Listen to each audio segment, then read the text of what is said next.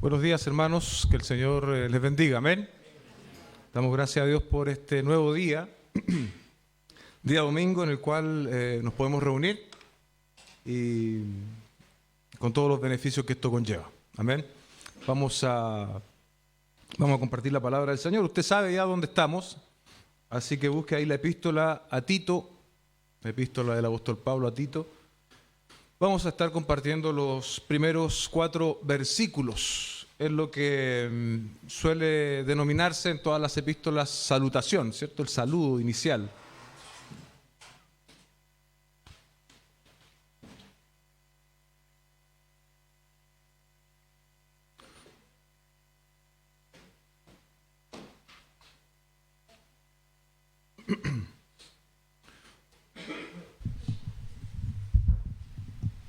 El nombre de esta predicación es Siervos de Dios sirven a su iglesia, ¿ok?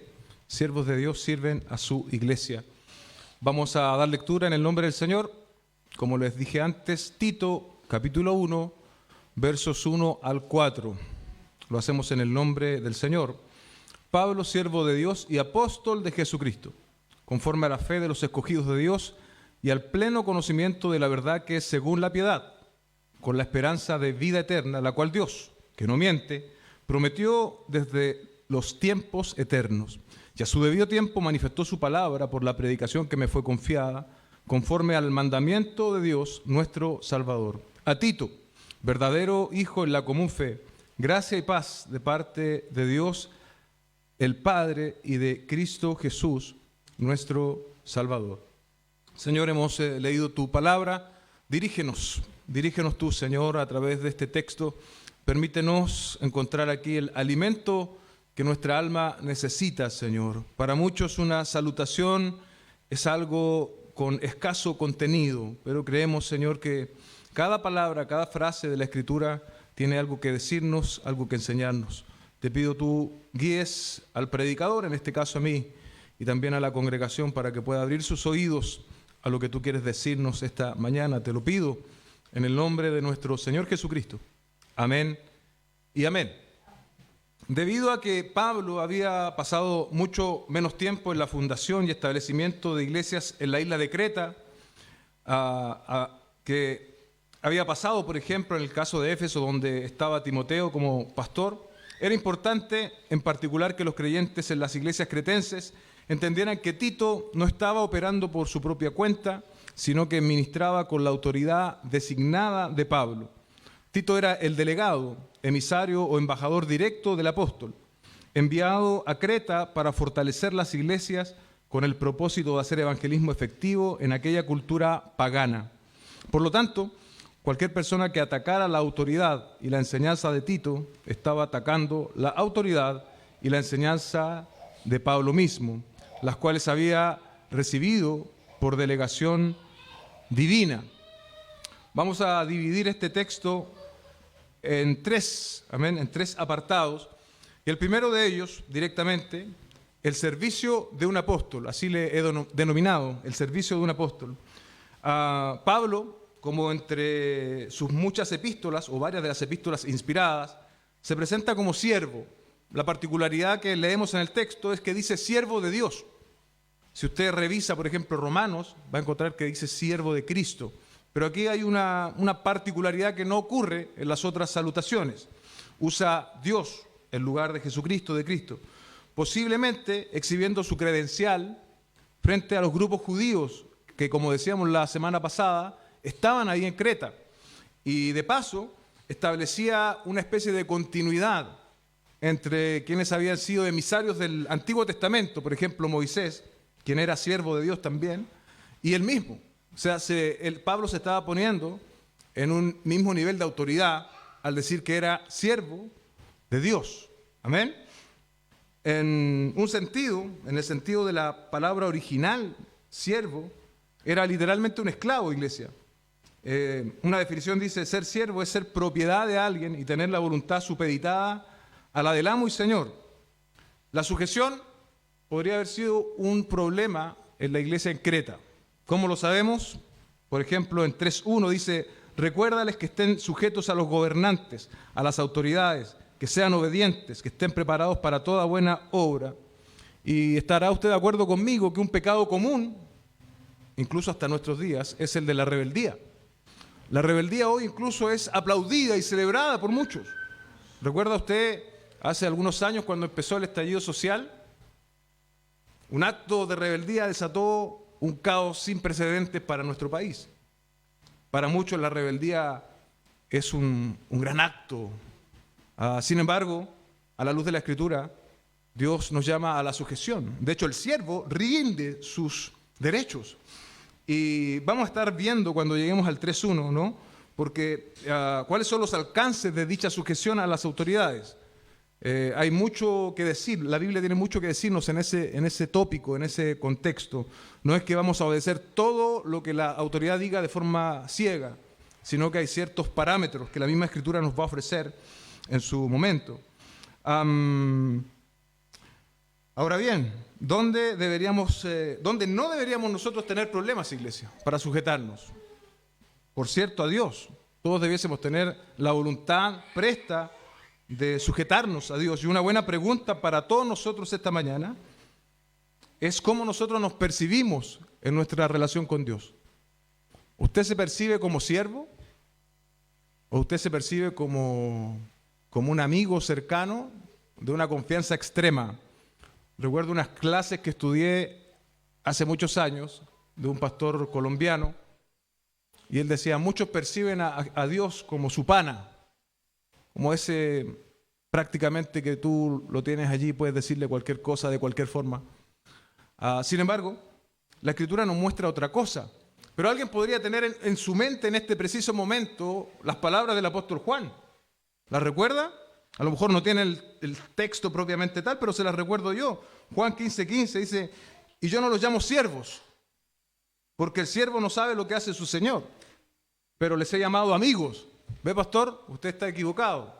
Nosotros somos amigos de Dios, porque les he dado a conocer todo lo que he oído de mi Padre. Ahora, el propio contexto y lo que yo ya he leído nos informa de qué manera específica nosotros somos amigos de Jesucristo. No es a la manera de amistad que nosotros conocemos transversalmente con nuestros cercanos. De hecho, el verso 14, mire lo que dice, ustedes son mis amigos si hacen lo que yo les mando. Así que si alguien tenía esta idea algo buena onda, podríamos decir, ¿no? De que Cristo es de que el Señor es nuestro amigo y que, no, hermanos, nosotros conservamos el lugar de siervos. Así como el apóstol Pablo se reconocía como un siervo, como un esclavo delante del Señor, ese es nuestro lugar. No somos coiguales con Dios. Nos considera amigos, según Juan, en un sentido de revelación, nos ha dado a conocer, pero no en un sentido de subordinación. Tú y yo, los salvados por medio de la gracia de Cristo, somos llamados a ser siervos. El siervo rinde sus derechos, el siervo conoce su posición, el siervo conoce su obligación para con su Señor. Hemos sido redimidos, comprados. Así como en ese tiempo se compraban los esclavos en el mercado, de la misma manera ahora el Señor nos ha comprado, nos ha redimido. Ya no somos más esclavos del pecado, ahora somos esclavos, siervos del Señor. La palabra que quizás usted ha escuchado, doulos, dice MacArthur, se refiere a una persona del carácter más servil en la cultura del tiempo de Pablo y se traduce con frecuencia como esclavo. De la misma forma, iglesia, tenemos ese llamado nosotros. Y créame, muchas veces vivimos no como siervos, sino como señores. Tomamos determinaciones, decisiones, sin ni siquiera consultar a nuestro Señor. La segunda calificación que el apóstol hace en esta introducción, en esta salutación, es apóstol de Jesucristo. Siempre al comenzar una carta, yo aprovecho de definir a apóstol, y a muchos de los que están aquí ya les va a sonar algo repetitivo lo que voy a decir, sin embargo lo encuentro necesario. Al final de esta sección voy a decir por qué. Apóstol en la Escritura significa enviado, básicamente, enviado. En su comentario MacArthur dice el uso con frecuencia para aludir a un mensajero especial, un tipo de embajador que era enviado con un mensaje específico, que hablaba con la autoridad de aquel de quien era enviado. La autoridad del mensaje, por lo tanto, no se derivaba del mensajero, sino del remitente. ¿Se entiende la idea? El mensajero no era el importante, sino el mensaje que él traía, porque eso venía cargado con autoridad. Ahí también tiene usted otra definición del tema de apóstol o enviado. Ahora, hay un término general para hablar de enviados, pero la Biblia nos enseña que comienza a ser algo mucho más específico, mucho más acotado el término de apóstol. Cuando vamos a Mateo capítulo 10, podemos leer desde los versos 1 al 4. Mateo capítulo 10, versos 1 al 4.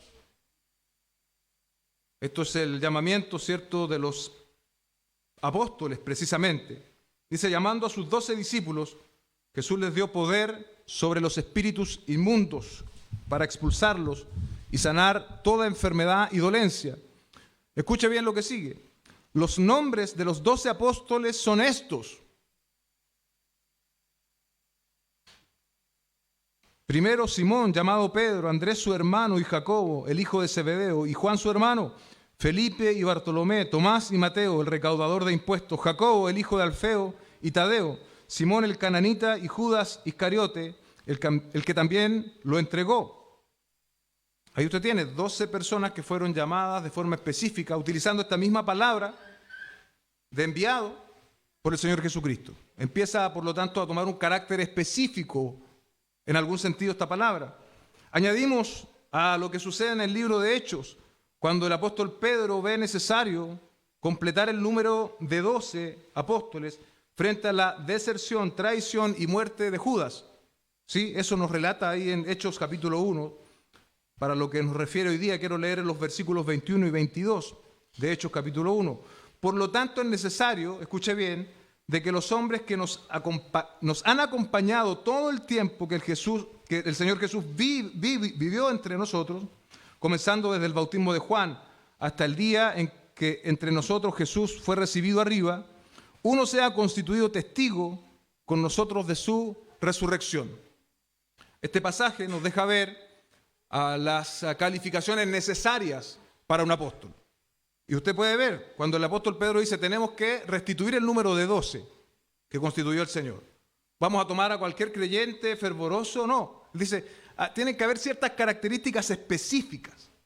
Y aquí usted puede ver que nos haya acompañado todo el tiempo que el Señor Jesús vivió entre nosotros. Vale decir, los 3 años de ministerio, 3 años y medio, según el autor consultado, ese apóstol debiese haber estado con el Señor Jesucristo. Requisito número 1, podríamos decir. Comenzando del bautismo de Juan hasta que Jesús fue recibido arriba. En todo ese trayecto era necesario que quien iba a sustituir al traidor Judas hubiese estado en todo ese trayecto del ministerio del Señor Jesucristo. Y no solo eso, uno se ha constituido testigo con nosotros de su resurrección. Tenía que haber visto a Jesucristo resucitado. Ahora la pregunta, iglesia, ¿algún ser humano del siglo XXI puede cumplir estos requisitos? Claramente no. Efesios capítulo 2, verso 20 dice, están edificados sobre el fundamento de los apóstoles y profetas, siendo Cristo Jesús mismo la piedra angular. La edificación representada en este pasaje es la iglesia, y como cualquier edificación, ¿cuántas veces se coloca el fundamento? Solamente una, solo una. El apóstol Pablo vio al Señor Jesucristo resucitado, porque alguien podría decir, pero Pablo no concuerda con lo que tú dijiste antes, Pastor Eduardo. Bueno, el apóstol Pablo tuvo un apostolado singular, único, y él mismo lo dice, lo vamos a ver después. Dice, el apóstol Pablo vio al Señor Jesucristo resucitado, camino a Damasco. ¿Sí? ¿Conoce ese pasaje en el libro de Hechos? Y después, la misma escritura nos lleva a implicar que el apóstol Pablo tuvo revelaciones posteriores. Por ejemplo, solo por citar un ejemplo que es para mí tal vez uno de los más claros. Gálatas capítulo 1, verso 11 al 12. Pues quiero que sepan, hermanos, que el evangelio que me fue anunciado por mí no es según el hombre. ¿Escuchó bien? No es según el hombre, pues ni lo recibí de hombre. ¿Qué quiere decir el apóstol Pablo? Que él no se sentó al pupitre para que le enseñaran el evangelio. Él no lo recibió de otro hombre, no lo recibió de otro apóstol. ¿Sí? Y sigue. Ni me fue enseñado, sino, escuche bien, sino que lo recibí por medio de una revelación de Jesucristo. Amén. El apóstol Pablo, por lo tanto, recibe por medio de una revelación especial de Jesucristo. Su apostolado es con todo singular e irrepetible, como leemos en 1 Corintios capítulo 15, verso 8. Y al último de todos, como a un nacido fuera de tiempo, abortivo, dice la Reina Valera, se me apareció también a mí, porque yo soy el más insignificante de los apóstoles, que no soy digno de ser llamado apóstol, pues perseguí a la iglesia de Dios. ¿Nota usted allí como el propio apóstol Pablo estaba diciendo esto del apóstol? Yo soy el último que vio al Señor resucitado. Este ministerio de carácter fundacional terminó tras la muerte del último de los apóstoles, el apóstol Juan. Hace unos 50 años atrás, amada iglesia, esta explicación hubiese sido tal vez hasta innecesaria. 50, tal vez 60, no lo sé, pero no más que eso. Pero en el contexto de hoy proliferan los autodenominados apóstoles. Por lo tanto, no está de más volver a exponer esta enseñanza esta mañana. Como lo he dicho anteriormente, todos los cristianos tenemos un llamado apostólico, pero no en un sentido de los apóstoles de Jesucristo y no en un ministerio apostólico. Tenemos un llamado apostólico en el sentido de que hemos sido como iglesia enviados. Y eso usted lo puede ver en Mateo capítulo 28, verso 19, donde se nos dice, vayan pues. ¿Qué está haciendo el Señor allí? Enviándonos. Vayan pues y hagan discípulos de todas las naciones, bautizándolos en el nombre del Padre y del Hijo y del Espíritu Santo, enseñándoles a guardar todo lo que les he mandado. Y recuerden, yo estoy con ustedes todos los días hasta el fin del mundo. La iglesia de Cristo es verdaderamente apostólica, pero no porque tenga apóstoles entre medio de ellas. La iglesia es apostólica porque está fundamentada en la enseñanza apostólica revelada en el Nuevo Testamento. Amén. Ese es el primer punto. Y ahora, el segundo apartado de esta predicación esta mañana, yo le puse la enseñanza apostólica. Vimos primero, ¿cierto?, el apóstol Pablo como un siervo del Señor, el servicio de un apóstol. Y ahora, ¿qué es lo que el apóstol Pablo quiere presentar? Que después vamos a ver durante el transcurso de la epístola, desarrolla con más detalle. Pero aquí él nombra algunas cosas que son relevantes, que tienen un cierto peso doctrinal y que nos deben llamar la atención a nosotros. Se nos ofrece un adelanto, como dije antes, de lo que el apóstol iba a tratar en los capítulos 2 y 3. Leemos conforme a la fe de los escogidos y al pleno conocimiento de la verdad que es según la piedad, con la esperanza de vida eterna, la cual Dios, que no miente, prometió desde tiempos eternos. Y a su debido tiempo manifestó su palabra por la predicación que me fue confiada, conforme al mandamiento de Dios, nuestro Salvador. Respecto al versículo 2, la NBI creo que lo deja una mejor idea. Si bien es una traducción dinámica, creo que en lo personal percibo mejor la idea. Dice la NBI en el verso 1, Pablo, siervo de Dios y apóstol de Jesucristo, llamado para que, mediante la fe, los escogidos de Dios lleguen a conocer la verdad del Evangelio. ¿Sí? Ahora, si volvemos a nuestra versión, lo que quiere decir es que el apóstol Pablo era llamado a conformar, ¿sí?, a conformar a otros. No es que se esté conformando, sino que él iba llamado a conformar a esto que es la verdad del Evangelio. Veíamos, ¿cierto?, un propósito apostólico, en lo que yo decía antes, un propósito de cimiento. En este sentido, el apóstol Pablo entonces es llamado a conformar, o como traduce la NBI, llamado para que mediante la fe los elegidos de Dios lleguen a conocer la verdad, la verdadera religión, traduce, ¿no? Aquí hay algo que tal vez suene algo obvio, pero no está de más decirlo. Dice el texto, conforme a la fe de los escogidos de Dios y al pleno conocimiento de la verdad. Le pregunto yo, amada iglesia, el texto nos dice respecto de los escogidos de Dios o los que escogieron a Dios. Los escogidos, eso dice el texto. No dice los que escogieron a Dios. Efesios capítulo 1, verso 4 al 6. Dice, porque Dios nos escogió en Cristo. ¿Cuándo? Antes de la fundación del mundo, para que fuéramos santos y sin manchas delante de Él. En amor nos predestinó. ¡Wow! Algún pastor de la antigüedad dijo que a ti no te puede gustar la palabra predestinación, pero está en la Biblia y tienes que buscar una explicación para esa palabra. Mediante Jesucristo, conforme a la buena intención de su voluntad, para alabanza de la gloria de su gracia, que gratuitamente ha impartido sobre nosotros en el amado. Así que el apóstol Pablo se describe a sí mismo como un instrumento para que esos escogidos de Dios vengan a la verdad. Amén. Dios ha determinado los medios, ¿sí? Esto no es un llamado al quietismo o al determinismo. Nosotros, así como el apóstol Pablo, tenemos un llamado a anunciar las virtudes de aquel que nos llamó. Porque entre esas muchas personas a las cuales le vamos a anunciar, precisamente hay escogidos de Dios, los cuales tú y yo no sabemos. El propio apóstol Pablo, y esto es interesante de pensarlo, amados hermanos, el propio apóstol Pablo, a los ojos de sus contemporáneos, no era precisamente un buen prototipo de cristiano. ¿Sí? No hubiesen visto a Pablo como tiene potencial, mira, era precisamente del bando contrario. Amén. Así que tenemos que tener mucho cuidado con nuestros juicios. No somos llamados a dar juicio respecto de quién sí, quién no. Somos llamados a anunciar.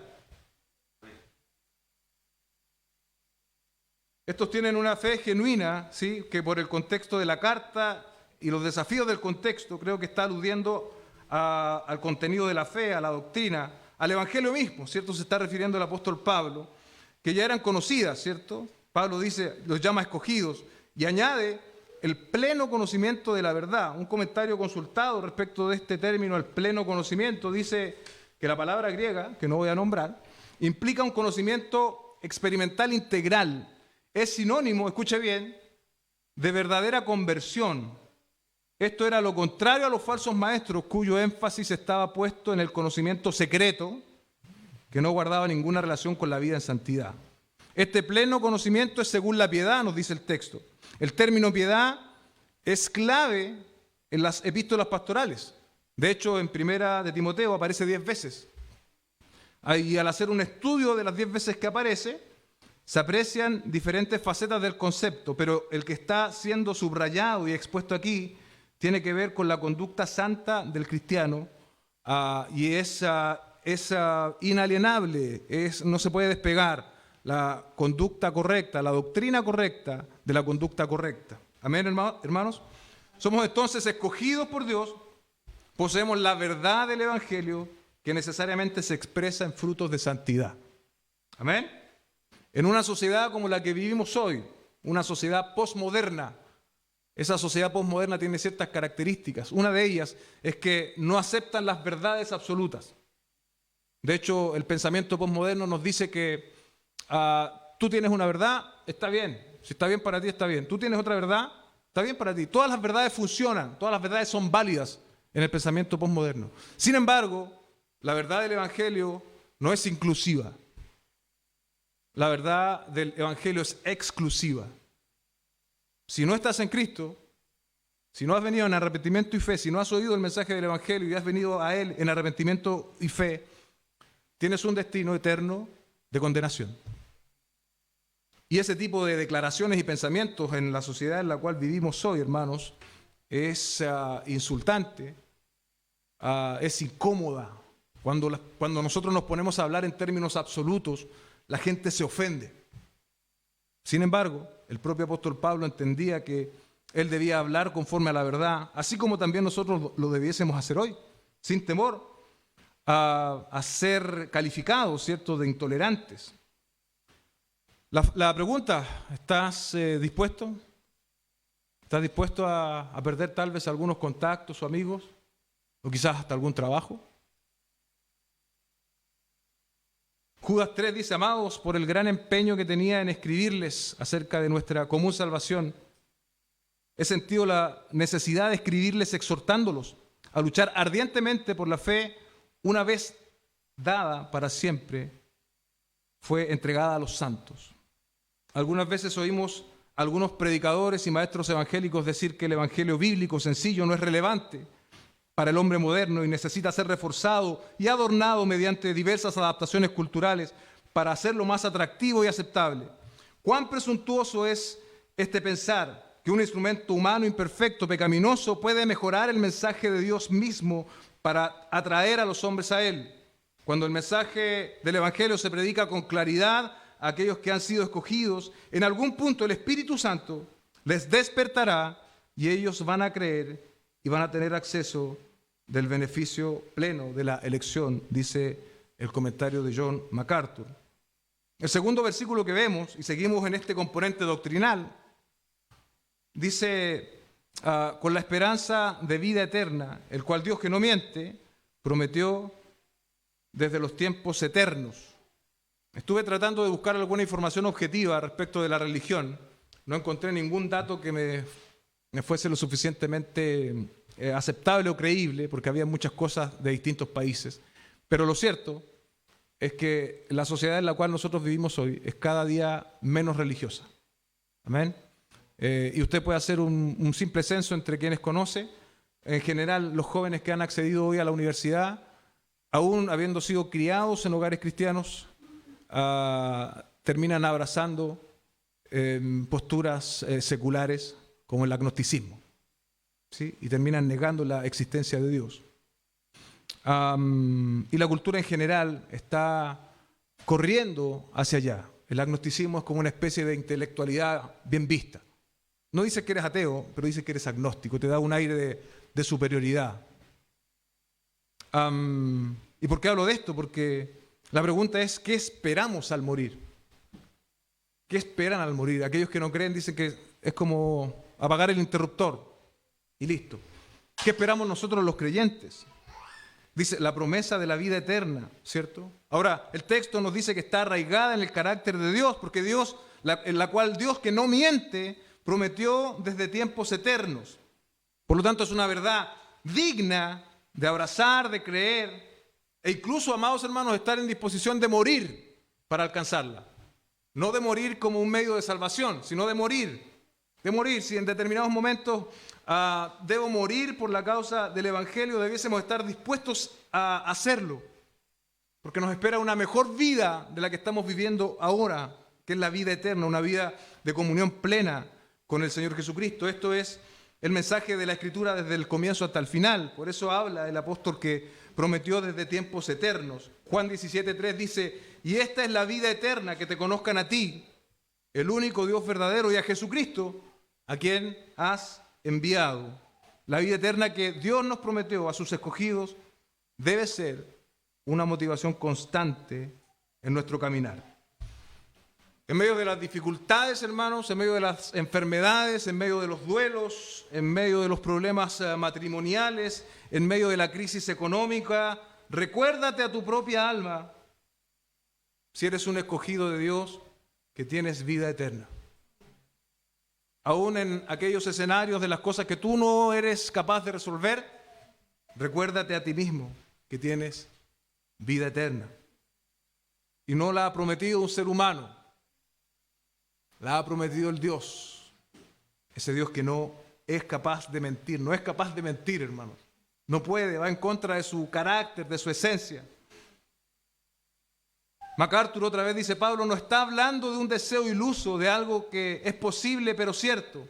La esperanza de la vida eterna es el anhelo más profundo del creyente por aquello que está afirmado y garantizado de forma inalterable por la palabra de Dios mismo. Jesús levantará de entre los muertos a los suyos en el día postrero, y nadie que pertenezca a Dios quedará por fuera del cumplimiento de esa promesa que ha sido dada por juramento divino solemne. Gloria a Dios. Gloria a Dios. El verso 3 dice, y a su debido tiempo manifestó su palabra por la predicación que fue confiada conforme al mandamiento de Dios nuestro Salvador.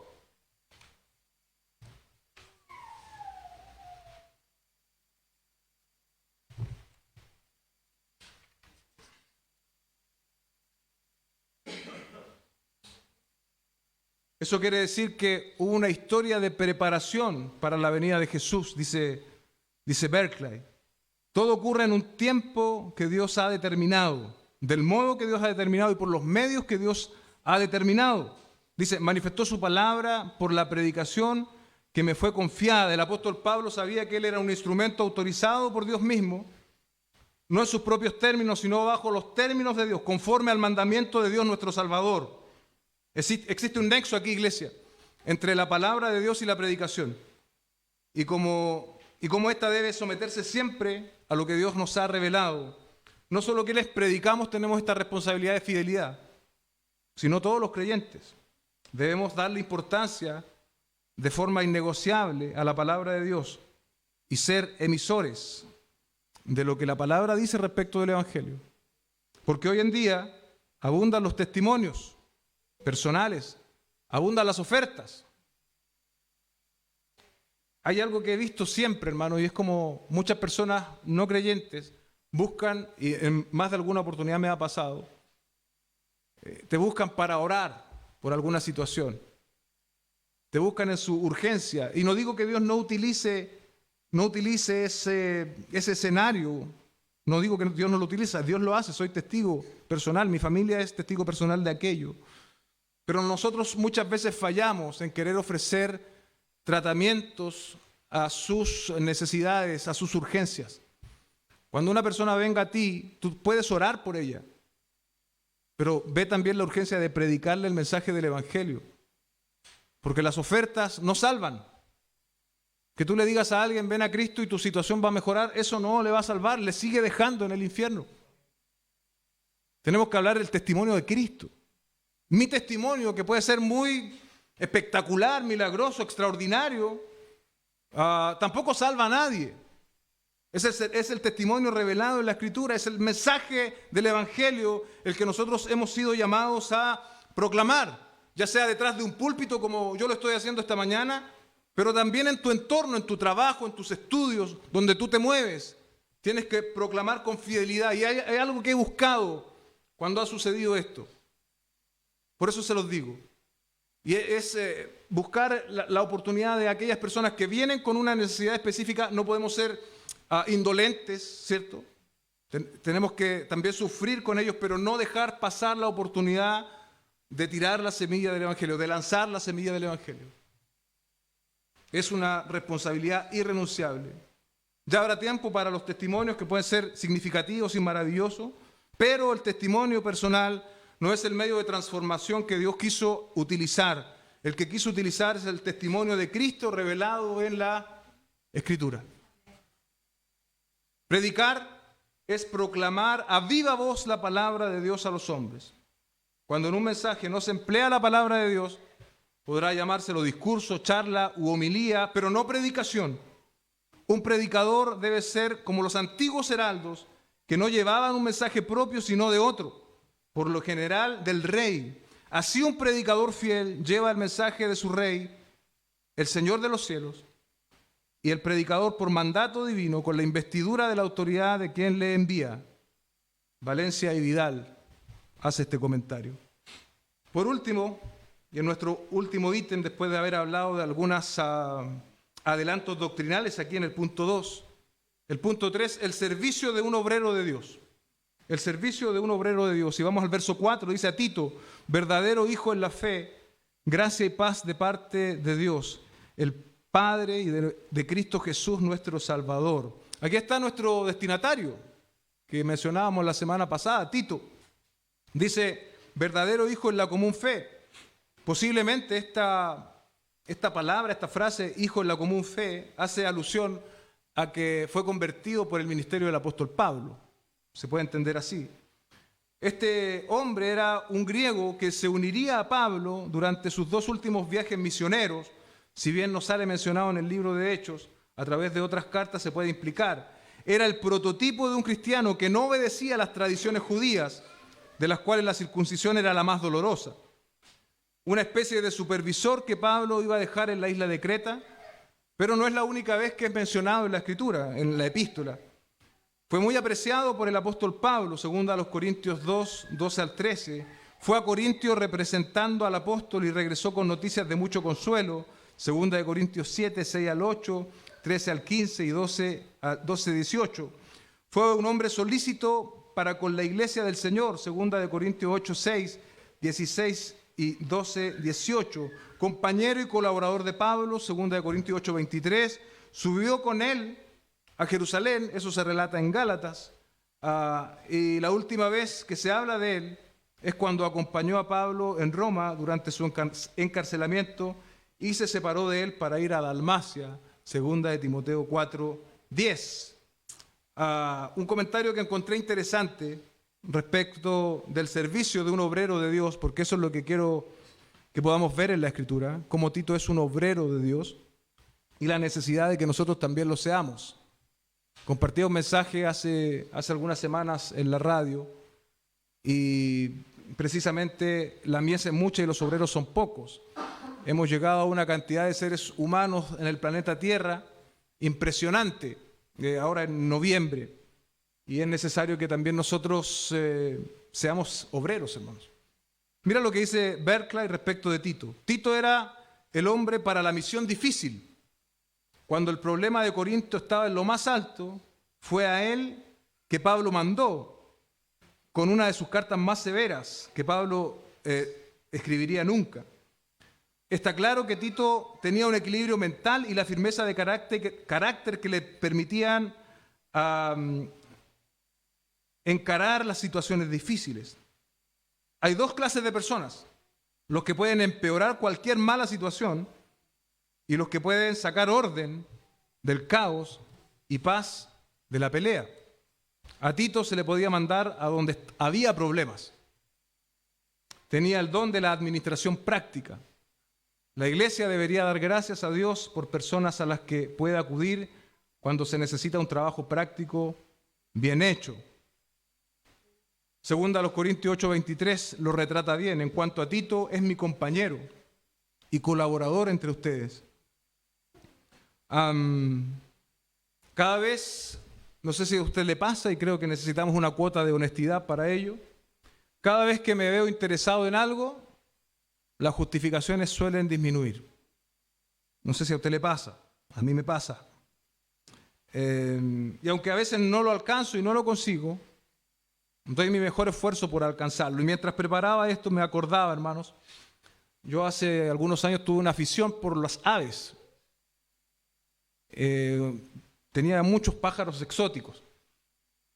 Y me acordé de esto, porque usted no tiene idea cuántas partes de Santiago yo fui por el tema de los pájaros. De pronto quizás a poblaciones peligrosas y me metí ahí. No, es que estaba interesado en las aves. Y recuerdo en una oportunidad, compré unas jaulas. Y mi papá me ayudó. Y había que ir a buscarla en San Joaquín, creo. Pero eran unas jaulas de madera hechas, enormes. Y claro, si bien mi papá tiene una camioneta que todos conocemos, una jaula quedaba montada arriba, pero pasaba para todos lados la jaula. Pasaba para adelante, para atrás, porque era un armatoste enorme. Me acordaba de eso. De hecho, involucré a mi papá y fuimos a buscarla después que cerramos el local, imagínense. Y tuvimos que dar 2 viajes. O sea, qué locura. Qué locura cuando estamos dispuestos en algo, nos damos de cabeza, nos tiramos, no importa. Sí, son cosas que vamos, y si podemos involucrar a otro, yo en este caso a mi papá, que siempre me ha apañado en todos mis proyectos de animales, digamos, que no ha sido poco. Pero si tuviésemos esa misma actitud con lo relacionado al Señor, hermano, avanzaríamos mucho. Porque cuando nos gusta algo, no hay justificación, no hay problema. Y si hay algún problema, buscamos la manera de enmendarlo, de sacarlo de en medio. Estos hombres, los del relato bíblico, hombres como Tito, que no son los que aparecen, ¿cierto?, más descollantes en el relato, pero según vemos, fueron importantísimos para el desarrollo de la iglesia primitiva. Son hombres que fueron impactados por el Evangelio a tal modo, querida iglesia, que sus justificaciones se acercaron a cero. Se acercaron a cero. Sus justificaciones ya casi no existían. Y yo pensaba en esto, ruego al Señor que su evangelio me siga impactando de tal forma, a mí, que también pueda llegar a ese nivel, que mis justificaciones se acerquen a cero, a pesar de las debilidades humanas, que esté dispuesto a sacrificar mi propio bien por el avance del reino de Dios, ser un canal de Dios, siempre dispuesto. Eso era Tito, y de cierto modo eso somos llamados también nosotros a hacer. Uno como Tito, ¿a dónde, Pablo? A Corintios, a una iglesia llena de problemas, allá vamos. A Creta, una iglesia pagana, allá vamos. Sin ningún tipo de reparos. Necesitamos ser ese tipo de creyentes, hermano. Y bueno, a veces tenemos problemas para cosas mucho más sencillas que esta. Por lo tanto, hay un camino de madurez que recorrer, ¿sí? En ese sentido, y rogamos al Señor nos ayude. Dice: gracia, misericordia y paz de Dios Padre y del Señor Jesucristo nuestro Salvador. Gracia es la bondad de Dios en Cristo, por la cual los cristianos somos justificados y hechos herederos de la vida eterna. Misericordia es el favor inmerecido y la paciencia de Dios, por la cual alcanzamos salvación sin obras de la ley.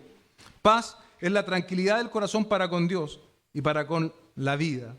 Con gracia, Tito podría ejercer bien el pastorado. Con misericordia podría ser ejemplo en todo. Con paz podría tratar con los hombres rebeldes. Para terminar, una aplicación, amados hermanos, una doble aplicación respecto de lo que hemos expuesto hoy. Uno, necesitamos la apostolicidad, ¿sí? Necesitamos ser una iglesia apostólica. Y en ese sentido tenemos que ser innegociables con lo que Dios ha revelado en su palabra. El poder de transformación no está en la actualización de los métodos, ¿sí? El poder de Dios no está en la evangelización, en la actualización de los métodos, en que yo me vista de otra forma, en que hable de otra forma. El poder está en la predicación del Evangelio. Ese es el medio que el Espíritu Santo ha determinado utilizar. Y en eso nosotros tenemos que ser estrictos. Tenemos que ser una iglesia apostólica, una iglesia de la Biblia, una iglesia del Nuevo Testamento. Así resulte llamativo o no, o como a muchos les gusta decir hoy en día, así seamos relevantes o no.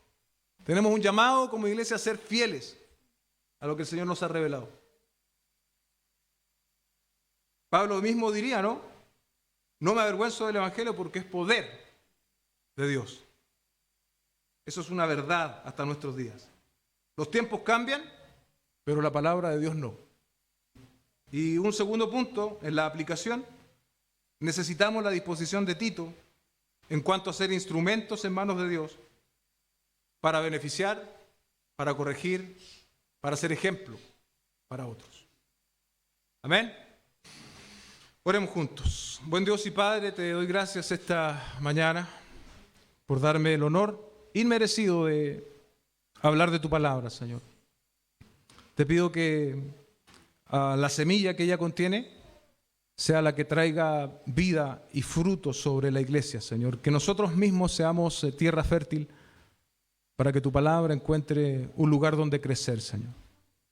Gracias por esta oportunidad que nos das como congregación local de exponernos a tu escritura.